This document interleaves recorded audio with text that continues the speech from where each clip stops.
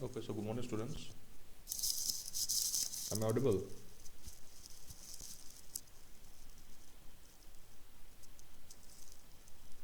Hello, am I audible? Yes, sir. Okay, so in today's lecture, we will be continuing our discussion on the module of electrostatic field. And in the last class, we have discussed some numericals. Okay, we have discussed some numericals. So in today's lecture, we will be discussing the Poisson's and Laplace equation. Okay. Okay, one more thing. I think one numerical was left from the previous class. Okay, previous lecture, as if I can remember. Okay, so let us first uh, discuss that numerical before, then we can start with the Poisson's equation. Okay, so this was the numerical that was discussed in the last class. Okay. Okay, so similar kind of numerical is there. Okay. Previously, I was thinking that you would be able to understand of your own, but I think it is better that I explain it to you in a short. Okay, about this numericals also. Okay, so that you can catch them very easily.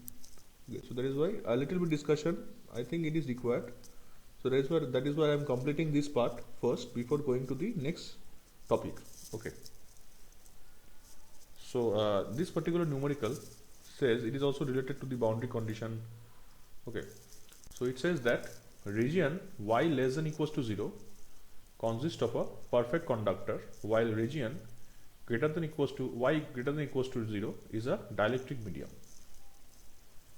of epsilon 1 r equals to 2 as shown in figure 5. Okay, so in this case we are having two media.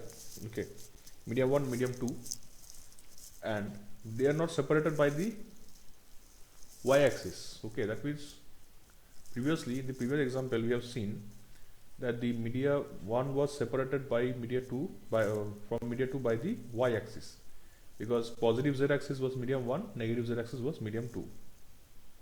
Okay, in this case, in this numerical, the positive y-axis, okay, that means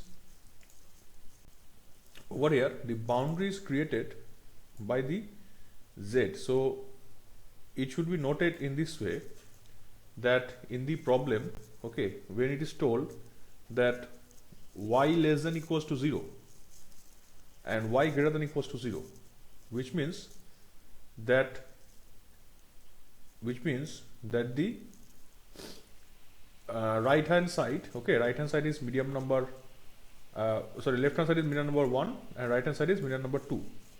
Okay, because it is told in this way that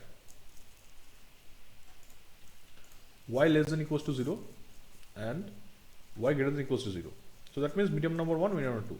But the boundary is not y-axis. Y-axis have been divided into two mediums, but boundary is this one, z-axis. Okay, so this you have to understand. Okay. So if the surface charge of 2 nanocoulomb per meter square on the conductor determine electric field intensity and electric flux density, where at 2 points given in the Cartesian coordinate system, at 2 points. So you can see this is conductor, first medium is conductor, okay, perfect conductor.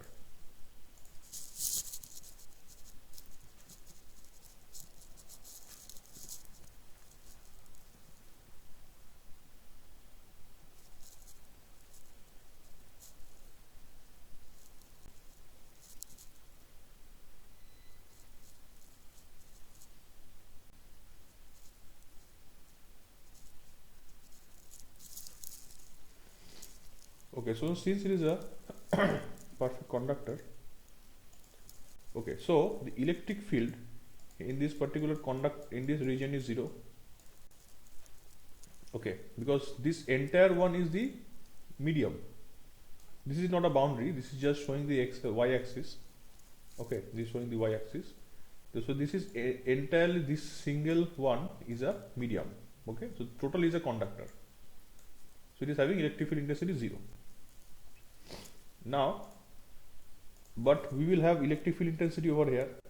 This is dielectric, which is having value of epsilon r1, that is epsilon r1 equals to 2.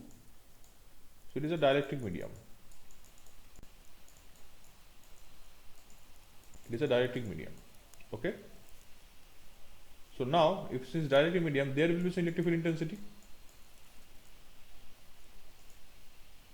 So in this case, the electric field intensity and the electric flux density both you have to calculate.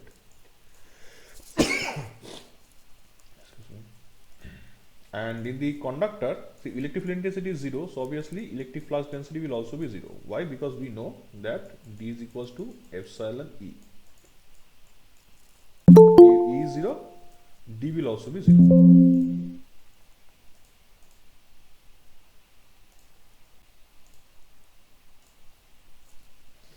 Now, so we have to find out 2 points, E and D at 2 points. Okay. First point you can see where this is in Cartesian coordinate systems, it is 3, -2 and 2. Okay. So minus 2 means it is in the negative y-axis. That means less than 0. That means in the perfect conductor. That means this point. This is point number A. Okay.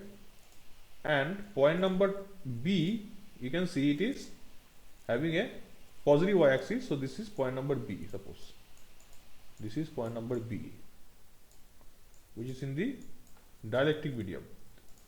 Why? Because over here it is positive y-axis. So y-axis greater than equals to 0 means dielectric medium. So now what are the boundary conditions? Boundary condition is that electric field intensity in the conductor will be 0. Okay. So electric field intensity obviously at this A point, if it is 0, so D is 0. So at A, E and D both are 0. So we don't have to calculate anything. We can understand that A and D are 0.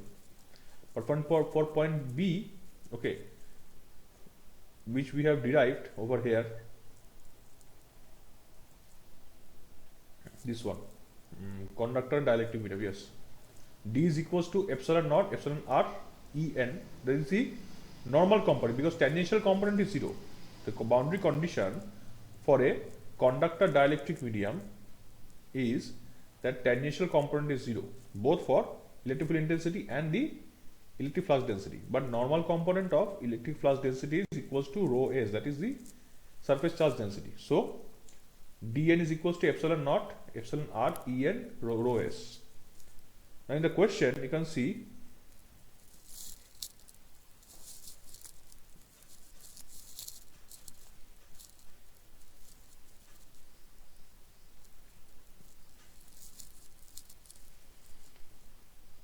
yes, in the question you can see the surface charge density 2 nanocoulomb per meter square is given. Okay, that means dn is equals to this normal component. So what is dn? Normal component dn means, if you can see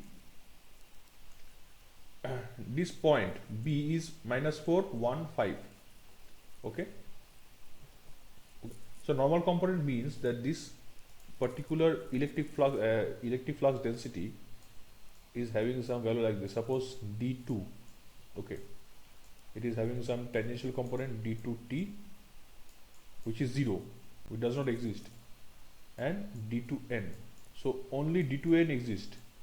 This is 0 because tangential component of the electric field density and electric flux density both are 0.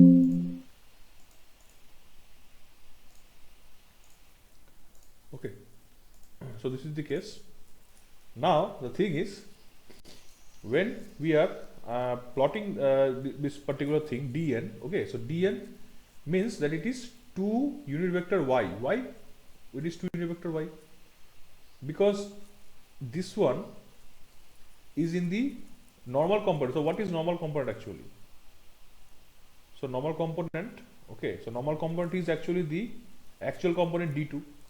Okay, so we will consider that d2 will be in the along the y-axis, because normal component is actually, because tangential component is not there, so we will consider it to be the along the y-axis. Okay, so it is 2 y-axis, then unit vector y n nanocoulomb per meter square.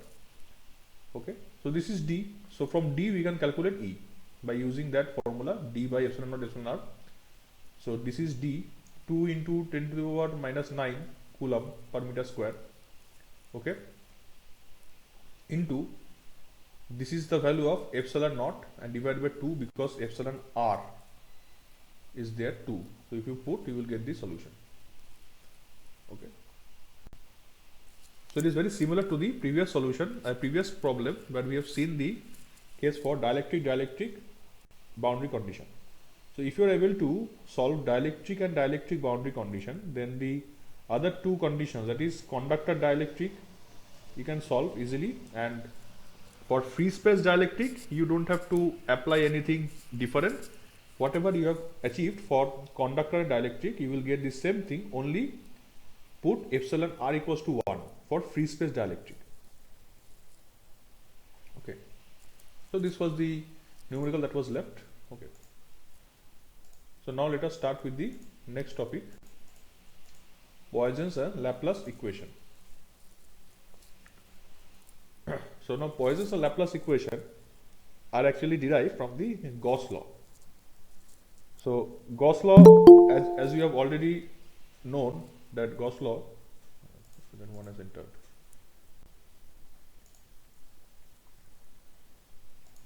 Okay, so Gauss law was that the amount of flux coming out from the surface is equals to the charge inside the surface. Okay, a closed surface. This was Gauss law, and this one, flux is nothing but closed surface integral of d, which is the electric flux density. So applying divergence theorem, we have applied this particular concept, okay, conclusion, because this is volume charge density. Because if you can remember, if I am deriving it for you, that this is equals to rho v dv, isn't it? Where rho v is the volume charge density. Rho v is the charge per volume. So charge per volume means coulomb per meter cube. If you multiply volume charge density with volume, you will get charge. That is why we are integrating volume charge density with volume to get charge. Okay, so this is the step. So applying divergence theorem, we know that we can convert the surface integral to a volume integral. So divergence of d equals to volume integral of dv. Okay, so now cancelling the integral part, divergence of d is equals to rho v. Okay, so that is why it is written over here. And divergence of d means also divergence of epsilon e, that is epsilon r, epsilon naught, epsilon r e. So we are getting this. Okay, just I am giving you a recap of what we have done in the Gauss law. Okay, so this is known to you already. We have discussed this previously many times. Okay, now it is told that the Poisson's equations come from Gauss law. So what is Poisson's equation, that we will come to know. So this is the Gauss law first of all, and we have also seen this one. Electric field intensity is equals to minus of the gradient of V, potential. Okay, now if you substitute equation number 2 into equation number 1, then if you put equation number 2, that is E value, in this equation, so you can write divergence of epsilon minus gradient of V equals to rho V. You can do that. So what you will get? You will get 2 del operator, the dot product of del operator, because this is the del operator, it is vector, and this is also vector because electric field intensity is there. This is vector because this is nothing but electric field intensity, this part. Okay, so now it is equals to rho v. So this is it is a scalar quantity, so we are performing the dot product. Now if you can remember, when 2 del operators have been used, okay,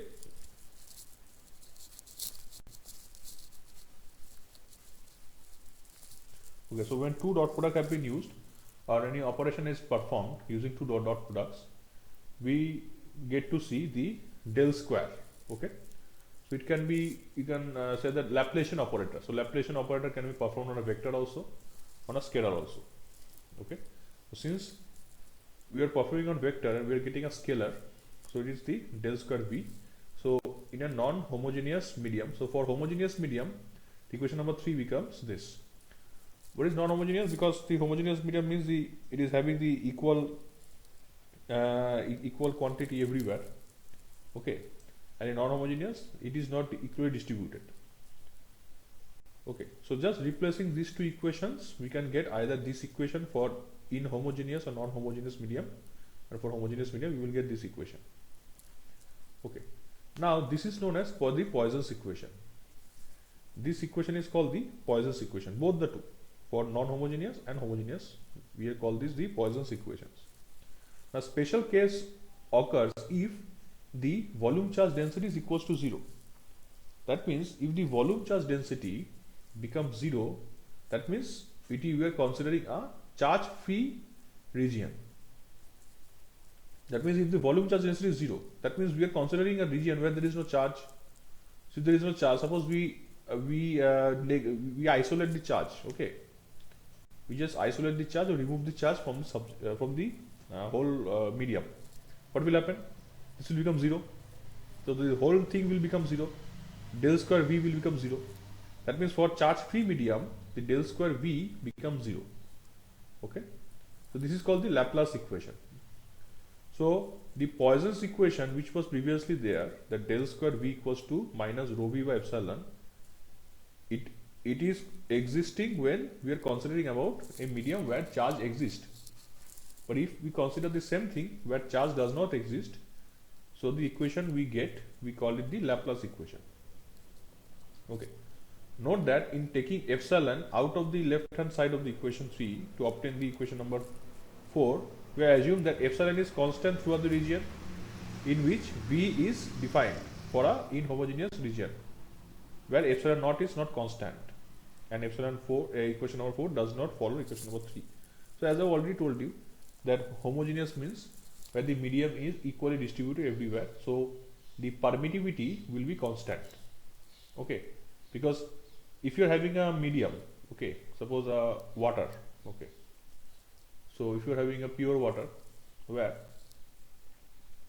the density is equal everywhere, okay, but if you take a sea water, okay, so not a sample, if you consider the entire sea, so in many places of earth you will see that the sea water is very clear, okay, and many places you can see the sea water is very, you can say means it is not clear, unclear.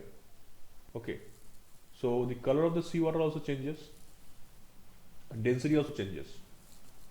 That means the whole ocean, whole water body of the earth, whole ocean, if you take one medium, we can consider that to be a inhomogeneous medium. Okay, because the permittivity may not be constant everywhere, because the refractive index may not be constant everywhere. But if you take a sample and if you mix whatever impurities are there in the sample, and then you will see that it will have a constant refractive index and permittivity. So then it becomes a homogeneous medium. So homogeneous medium means where permittivity will be constant throughout the medium, and for a medium where the permittivity is not constant throughout, we call it a inhomogeneous medium.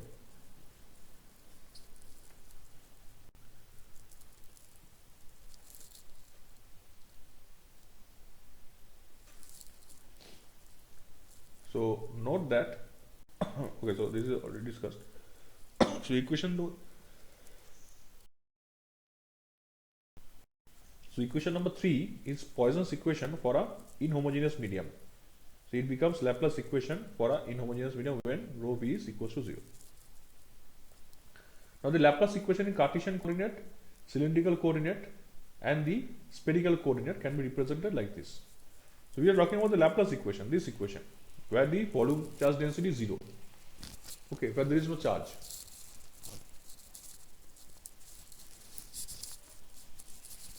Okay, so if there is no charge, then del square V, so del square V means this operator. Okay, so this is already known to you because in Laplacian operator we have already discussed about this.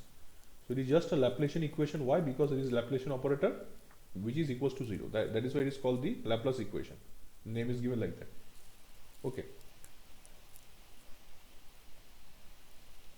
So Poisson's equation in those coordinate systems may be obtained by simply replacing 0 on the right hand side. Okay. So that means same equation, this is 0. So we call it a Laplace equation. But if you want to represent Poisson's equation, just replace this one with minus rho v by epsilon. That means this one. Equation same रहेगा, just इसको 0 की जगह पे ये बैठा दो तो ये Poisson's इक्वेशन हो जाता है. ओके, सो ये डिफरेंस है. The Laplace equation is of primary importance in solving the electrostatic problems involving a set of conductors maintained at different potentials.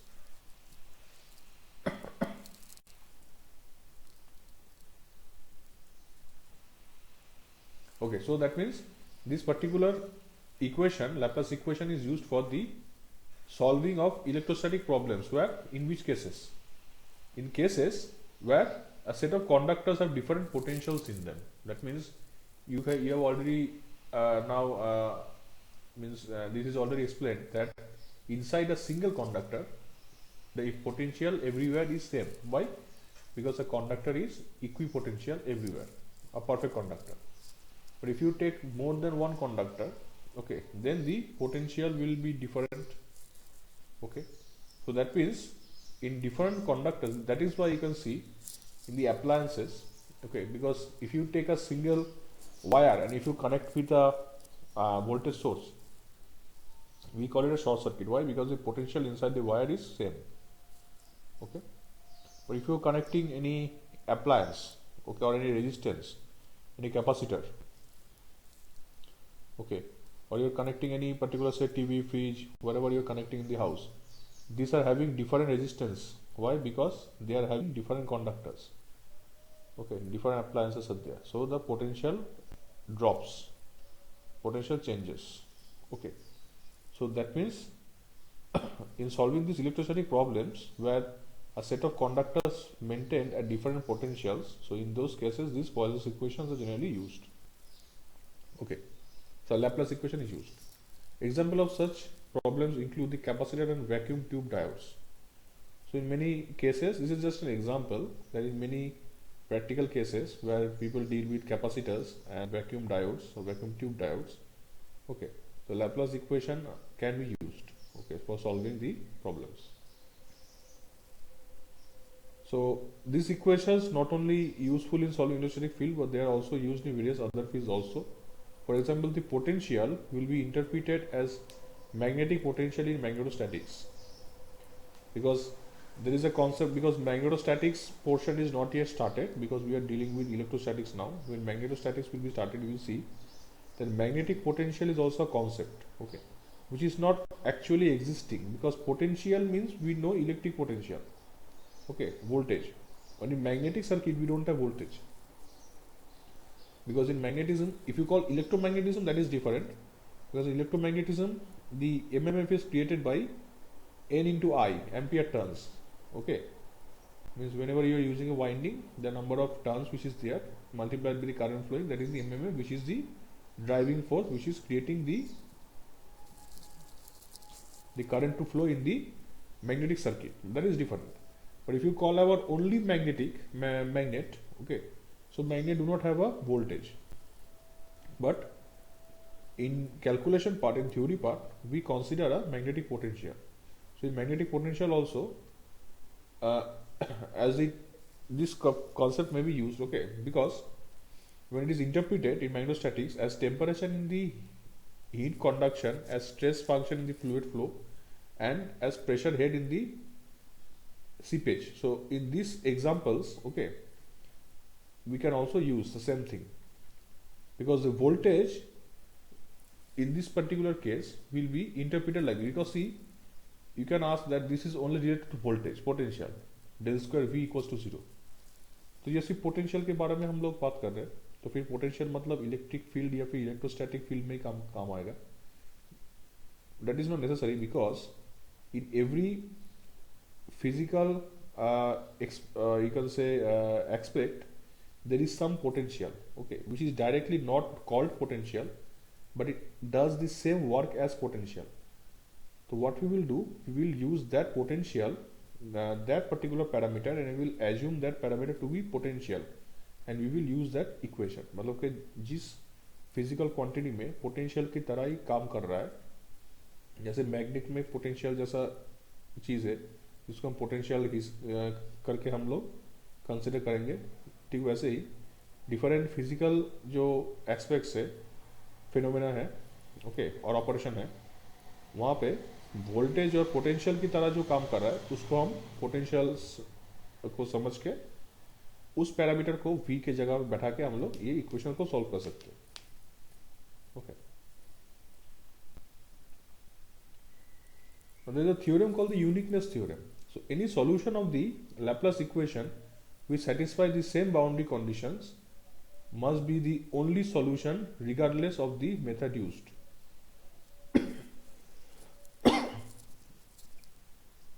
Okay, so which means that any solution of the Laplace equation, whatever solution you get from the Laplace equation, which is satisfying the same boundary conditions, Okay, that means if you see that there are two mediums, whatever dielectric medium, or conductor dielectric or free space dielectric, whatever.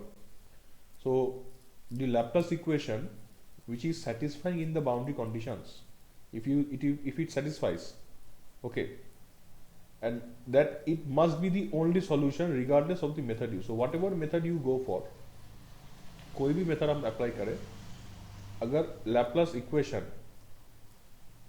Equation boundary condition को satisfy कर रहा है, कोई भी technique इस्तेमाल करके, whatever method we use, but still the Laplace equation is satisfying the boundary condition, then we call it a uniqueness theorem.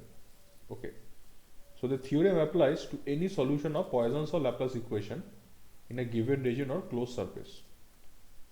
So the theorem is proved by contradiction. So such as we assume that there are two solutions v1 and v2 for Laplace equation, both of which satisfy the prescribed boundary conditions.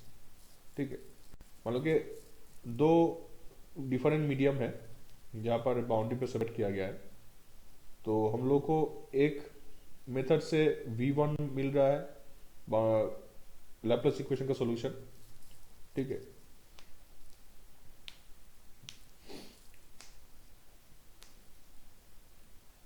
ठीक है, तो एक method से v1 मिल रहा है और एक method से v2 मिल रहा है, ठीक है, लेकिन बाउंड्री कंडीशन अगर सेटिस्फाई कर रहा है तो हम लोग समझ जाएंगे कि जो निकला है सॉल्यूशन वो एक ही सॉल्यूशन है, they both are same, v1 is equals to v2 on the boundary. Okay, this can be explained in a different way, in a practical way. Okay,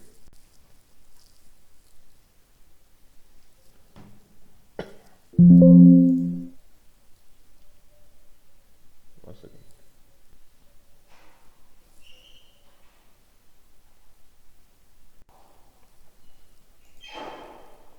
Okay, so this is the uniqueness theorem. Just a brief idea. Okay, so there is more derivation to it.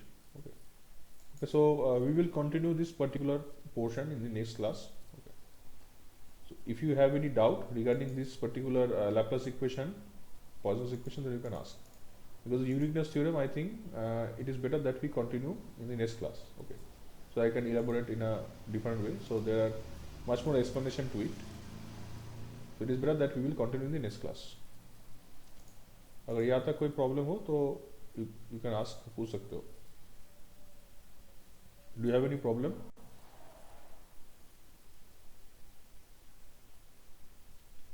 Or any questions?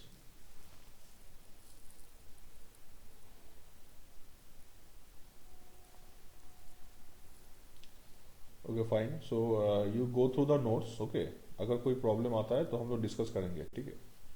और जो boundary condition का मैंने example explain किया था, ठीक है, तो example जो नोट्स में जब भेजूंगा वो एग्जाम्पल देखना, और बुक में भी बहुत सारे, क्योंकि मैंने जो ई बुक भेजा है उसमें भी बहुत सारे एग्जाम्पल्स है बाउंड्री कंडीशन का. तो बाउंड्री कंडीशन में सबसे ज़रूरी है कि बाउंड्री कंडीशन जो था उसको आपको याद करना है कि हर एक 3 केस में बाउंड्री कंडीशन क्या क्या था. Very easy, because last 2 cases are same. Tangential component 0 होता है और वो नॉर्मल कंपोनेंट जो होता है वो रो एस के साथ इक्वल होता है डी का, और डायलेक्ट्रिक का होता है कि टेंजेंशियल कंपोनेंट ई का सेम होता है और नॉर्मल कंपोनेंट डी का सेम होता है. ये 2-3 केस है, ठीक है, ये 3 केस है, ठीक है, 3 या 4, सॉरी 4 केसेस है. लास्ट 2 बाउंड्री कंडीशन जो था कंडक्टर डायलेक्ट्रिक और फ्री स्पेस डायलेक्ट्रिक, उसमें तो सिर्फ एप्सिलॉन आर को 1 करना है. दस that. So you go through this and then if any question or problem comes then we can discuss. Okay, so then we can end today's class. Okay, so we will continue the discussion in the next class, I think on Saturday. Okay, so thank you then.